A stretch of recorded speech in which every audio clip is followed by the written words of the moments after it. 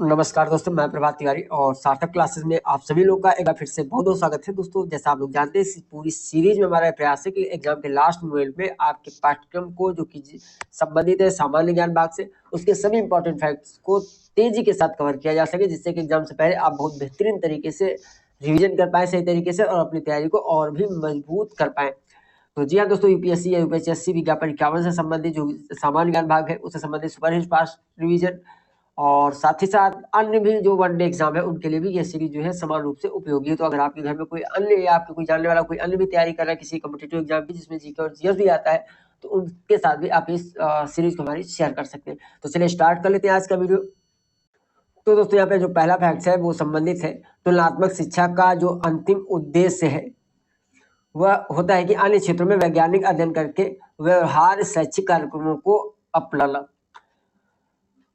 अर्थात तुलनात्मक शिक्षा के द्वारा हम जो अन्य क्षेत्र में वैज्ञानिक अध्ययन करने के जो अलग अलग तरीके हैं उनसे हम तुलना करके जो है जो व्यवहार शैक्षिक कार्यक्रम है उनको अपनाने का प्रयास करते हैं। अगला पॉइंट है वैज्ञानिक एवं निवेश अनुसंधान परिषद, जिसे हम CSIR के नाम से भी जानते हैं। यह भारत की सबसे बड़ी विज्ञान एवं प्रौद्योगिकी अनुसंधान एवं विकास संस्था है। यद्यपि इसका वित्तीय प्रबंधन भारत सरकार के विज्ञान एवं प्रौद्योगिकी मंत्रालय द्वारा किया जाता है, फिर भी यह एक स्वायत्त निकाय है, यानी स्वायत्त निकाय होते हुए भी CSIR, ठीक है, इसके जो वित्तीय प्रबंधन की व्यवस्था है वो भारत सरकार के द्वारा की जाती है। यह भारतीय सोसाइटी पंजीकरण अधिनियम 1860 के तहत पंजीकृत है और इसकी स्थापना की अगर बात कर ले तो जो CSIR है इसकी स्थापना हुई थी 1942 में। तो CSIR की स्थापना किस वर्ष हुई थी? तो CSIR की स्थापना हुई थी 1942 में। तो CSIR की स्थापना कब हुई थी? स्वतंत्रता से पहले हुई थी 1942 में, और ये डेट मुझे याद आ रहा है कि शायद 26 सितंबर 1942 है। तो बिल्कुल कंफ्यूज मत होइएगा कि CSIR की स्थापना शायद 1942 दे रहा है, ये गलत होगा। तो ये गलत डेटा नहीं है, स्वतंत्रता से पहले ही इस की जो है स्थापना वैज्ञानिक निवेश अनुसंधान परिषद की स्थापना हो गई थी। आगे बढ़ते हैं। भारत न्यायिक संगठन की स्थापना किसने की थी? तो भारत में जो न्यायिक संगठन है इसकी स्थापना करने का जो श्रेय जाता है वो कार्नवालिस को जाता है। और वीडियो में आगे बढ़ने से पहले बता दें दोस्तों कि हमारे अन्य जो सोशल मीडिया प्लेटफॉर्म है उनसे भी आप हमारे साथ जुड़े, उन सबके लिंक आपको जो है इस वीडियो के डिस्क्रिप्शन बॉक्स में मिल जाएंगे। जैसे कि हमारा फेसबुक पेज है, फेसबुक ग्रुप है, टेलीग्राम जरूर आप ज्वाइन कर लीजिएगा साथ में, क्योंकि वहाँ पे बहुत सारी अच्छी अच्छी इन्फॉर्मेशन के साथ ही साथ जीके के लिए MCQs में अपलोड किया करता हूँ, तो बहुत सारे क्वेश्चन आपको वहाँ पे इंपॉर्टेंट मिल जाएंगे और उससे भी आपकी तैयारी बेहतर हो जाएगी। और टेलीग्राम में थोड़ा सा अपडेट देना हमारे लिए भी आसान रहता है, तो टेलीग्राम फेसबुक पेज दो में तो आप जरूर जुड़ लीजिएगा। एंड अगला पॉइंट है भारत के किस प्रांत में सर्वप्रथम साम्यवादी सरकार की स्थापना हुई थी? तो भारत के किस प्रांत या राज्य, तो जो भारत का केरल राज्य है वहां पर सबसे पहले साम्यवादी सरकार की स्थापना हुई थी। अगला पॉइंट है संविधान के अंतर्गत धन का केंद्रीकरण किसका उल्लंघन है? तो संविधान के अंतर्गत जो धन का केंद्रीकरण है वो समानता के अधिकार का उल्लंघन है। भारत की संसदीय व्यवस्था में राष्ट्रपति एक संवैधानिक अध्यक्ष की भूमिका निभाता है। अगला पॉइंट है पंचायती राज संस्थाओं के आय का मुख्य साधन क्या है? तो पंचायती राज के जो पंचायती राज संस्था है उनके आय का जो मुख्य साधन है वह है सरकारी अनुदान। आपने देखा भी होगा पंचायत स्तर पे जो पैसा आता है वो गवर्नमेंट के द्वारा अनुदान से ही उन्हें प्राप्त होता है, और उसी से जो गांव के कार्य है, विकास कार्य है, जैसे खंजा लगवाना है, नाली बनवाना है या अन्य जो भी कार्य है वो सारे इसी अनुदान के माध्यम से कराए जाते हैं। शेरशाह सूरी का मकबरा कहाँ स्थित है? तो शेरशाह सूरी का मकबरा जो है बिहार के सासाराम में स्थित है।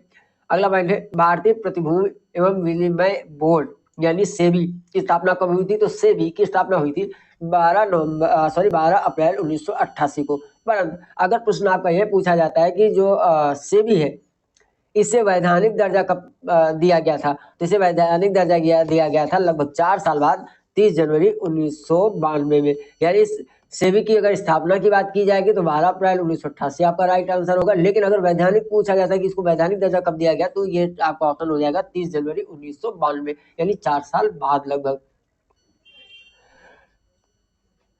एंड अगला पॉइंट है उत्तर प्रदेश में सर्वाधिक प्रतिशत कर्मचारी कृषि क्षेत्र में नियोजित है।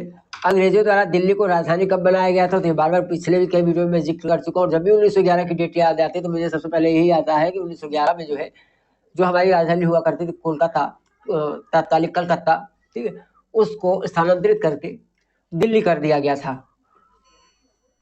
और अगला पॉइंट है व्यापार करने की सुविधा का सूचकांक यानी ईज डूइंग बिजनेस सूचकांक किसके द्वारा जारी किया जाता है? तो यह सूचकांक विश्व बैंक के द्वारा जारी किया जाता है। आप कमेंट करके बताइए कि 2025 या जिस वर्ष आप इस वीडियो को देख रहे हैं उस वर्ष ईज ऑफ डूइंग बिजनेस सूचकांक में भारत की रैंकिंग क्या है? तो ईज डूइंग बिजनेस सूचकांक किसके द्वारा जारी किया जाता है? विश्व बैंक के द्वारा।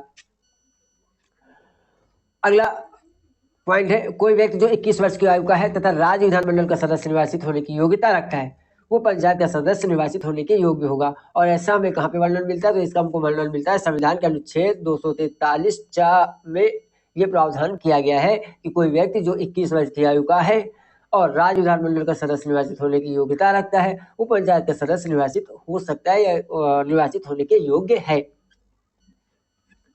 अगला पॉइंट 12वीं पंचवर्षीय योजना का मुख्य उद्देश्य क्या था? तो 12वीं पंचवर्षीय का मुख्य उद्देश्य था तीव्रता धारणी एवं ज्यादा समावेशी विकास। हालांकि पुराना हो गया लेकिन क्वेश्चन तो पूछा ही जाएगा। पंचवर्षीय योजना जरूर समाप्त हुई लेकिन तैयारी करने वालों के लिए योजनाएं हमेशा उन्हें याद रखनी होंगी। जैन दर्शन के अनुसार सृष्टि की रचना पालन पोषण सार्वभौमिक विधान से होता है।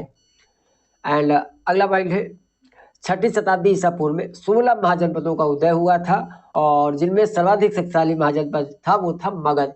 मगध जहाँ के राजा आप लोग जानते हैं धनानंद थे और धनानंद का जो कुशासन था उससे काफी दुखी होकर आचार्य चाणक्य ने चंद्रगुप्त मौर्य की सहायता से मगध से धनानंद का जो शासन का है उसका अंत किया था और चंद्रगुप्त मौर्य को जो है मगध साम्राज्य का शासक नियुक्त किया था।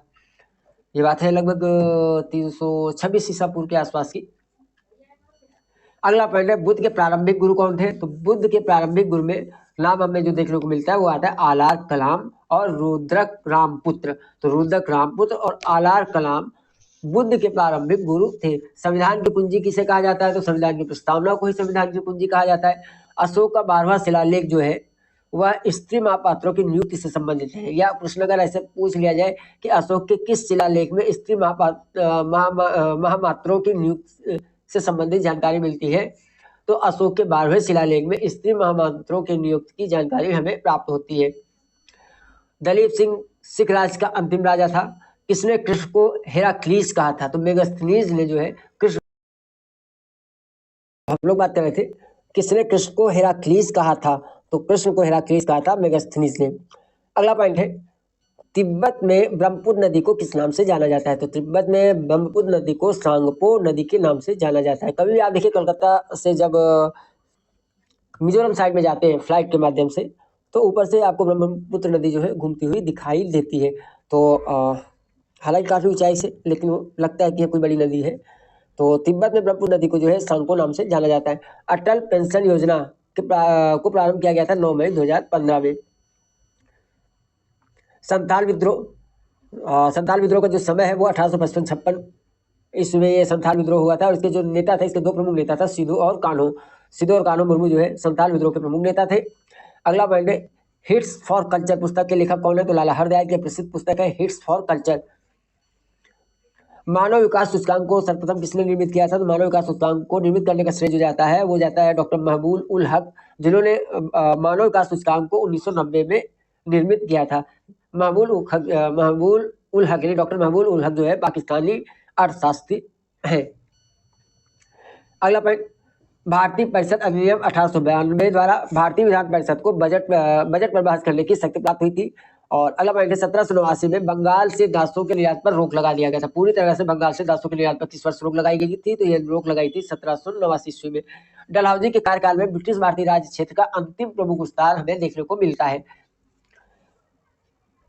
क्योंकि आप लोगों को मालूम है कि डलहौजी के कार्यकाल में डलहौजी ने राज हड़प नीति अपनाई थी और उसका हालांकि काफी विद्रोह भी उसका जो है काफी विरोध भी हुआ था लेकिन काफी हद तक जो है डलहौजी वो अपने मंसूबों में कामयाब रहा है। नागोया उपसंधि या प्रोटोकॉल, नागोया प्रोटोकॉल किससे संबंधित है? तो यह जैव विविधता से संबंधित है। अगरिया भुइया एवं बैगा उत्तर प्रदेश के सोनभद्र जनपद में निवास करने वाली प्रमुख जनजातियां हैं। 1972 में प्रारंभ की गई गारंटीड रोजगार योजना सर्वप्रथम किस राज्य में लागू की गई थी? तो सर्वप्रथम इसको लागू किया गया था महाराष्ट्र सरकार द्वारा महाराष्ट्र में वर्ष 1972-73 में। अगला पॉइंट है कमलजीत संधू ने किस वर्ष बैंकॉक में संपन्न एशियाई खेलों में 400 मीटर दौड़ में स्वर्ण पदक जीता था। तो सर वर्ष 1970 में जो बैंकॉक में संपन्न हुए थे एशियाई खेल, उसमें कमलजीत संधू ने जो है 400 मीटर की दौड़ में स्वर्ण पदक जीता था। जियोग्राफिका पुस्तक के लेखक कौन है? तो जियोग्राफिका पुस्तक जो है स्ट्रैबो की पुस्तक है। अंतरिक्ष में जाने वाला पहला बोलने वाला रोबोट कौन सा है? तो अंतरिक्ष में जाने वाला जो पहला बोलने वाला रोबोट है वो किरोबो है, उसका नाम किरोबो है। चिपको आंदोलन की जननी किसे कहा जाता है? तो चिपको आंदोलन की जननी कहा जाता है गौरा देवी को। ठीक है, उत्तराखंड से ही।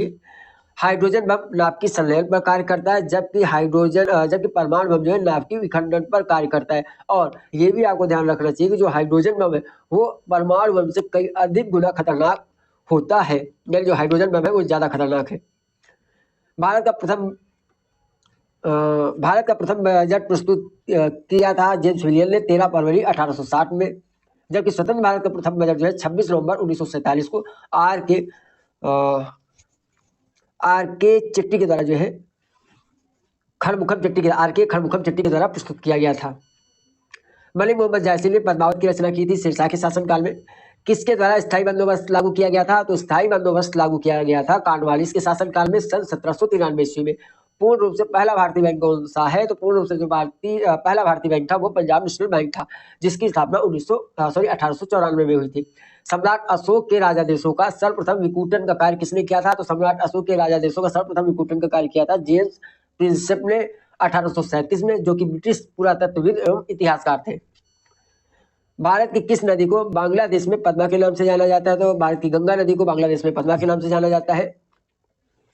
किसे जीरो बेस बस्टिंग सिद्धांत का प्रतिपादक माना जाता है? तो पीटर पायर को जीरो बेस बस्टिंग सिद्धांत का प्रतिपादक माना जाता है। अगला पॉइंट है वह आय है जो वास्तव में देश की जनता द्वारा एक वित्तीय वर्ष में प्राप्त की जाती है, उसे क्या कहा जाता है? तो उसे हम व्यक्तिगत आय के नाम से जानते हैं। अर्थात व्यक्तिगत आय वह आय है जो वास्तव में देश की जनता द्वारा एक वित्तीय वर्ष में प्राप्त की जाती है। वित्तीय वर्ष यानी 1 अप्रैल से लेकर के 31 मार्च तक। अगला पॉइंट है राजस्थान के थार मरुस्थल से गुजरने वाला राष्ट्रीय राजमार्ग कौन सा है? तो जो राष्ट्रीय राजमार्ग संख्या 15 है वो राजस्थान के थार मरुस्थल से होकर गुजरता है। हिंदू यूनानी शासकों द्वारा भारत में सर्वप्रथम स्वर्ण सिक्के चलवाए गए थे। भारत की आकस्मिक नीति का नियंत्रण किसके पास होता है? तो भारत के राष्ट्रपति के पास भारत की आकस्मिक नीति का नियंत्रण होता है। किसने राजा राममोहन राय को राजा की उपाधि प्रदान की थी? तो राजा राममोहन राय को राजा की उपाधि प्रदान की थी अकबर द्वितीय ने।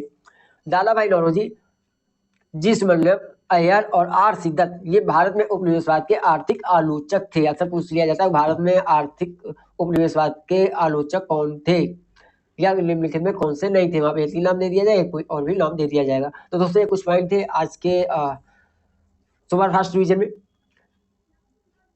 दोस्तों हमारी आपको यही सलाह रहेगी जब भी आप पढ़ाई वाले वीडियो देखते हैं, वो चाहे सार्थक क्लासेस को या किसी की प्लेटफॉर्म पे, कम से कम 2 बार आप जरूर देखिए और कोशिश कीजिएगा अगर कोई फैक्ट्स आपको लग रहा है कि इंपॉर्टेंट है और आपको नहीं आता है तो उसको हो सके तो आप थोड़ा सा नोट्स भी बना लीजिए। देखिए पीडीएफ तो आपको सब जगह मिल जाएगी, लेकिन अगर कोई पॉइंट आपका वीक है और आपने अपने हाथ से अगर उसको नोट्स बना लिया तो उसके याद रहने के चांसेस जो है ज्यादा रहते हैं। तो जितनी आप मेहनत देखिए, हमें तो मेहनत करनी है क्योंकि यूट्यूब चैनल है, काम करना ही करना है आप लोगों के लिए, चूंकि शैक्षणिक एजुकेशन चैनल है तो समय समय पर आप लोगों के लिए जो भी मैं उचित लगता है वो मैं वीडियो के माध्यम से लेके आने का लगातार प्रयास करता रहूं और आगे मैं करूं। और एक बहुत अच्छी वाली बात है कि हमारे चैनल पर जो है बहुत जल्द 1000 वीडियो होने वाले हैं और हायर एजुकेशन में सबसे पुराना चैनल सार्थक क्लासेज है। आप सब लोगों का प्रेम है, लगाव है कि हम यहाँ तक पहुँच पा रहे हैं। तो दोस्तों एक छोटी सी रिक्वेस्ट है कि थोड़ा सा अपना चैनल भी थोड़ा सा शेयर कर दिया करिए लोगों के साथ में, क्योंकि जीके तो लगभग सभी एग्जाम में आता है और सबके लिए भी इंपॉर्टेंट है। तो थोड़ा सा अगर आप शेयर कर देंगे तो हमारे लिए भी बेनिफिट रहेगा, हमारा भी मन लगेगा काम करने में। तो आज की वीडियो में इतना ही, हम आपसे फिर मिलते हैं अगले वीडियो में कुछ नई जानकारी के साथ। तब तक के लिए नमस्कार।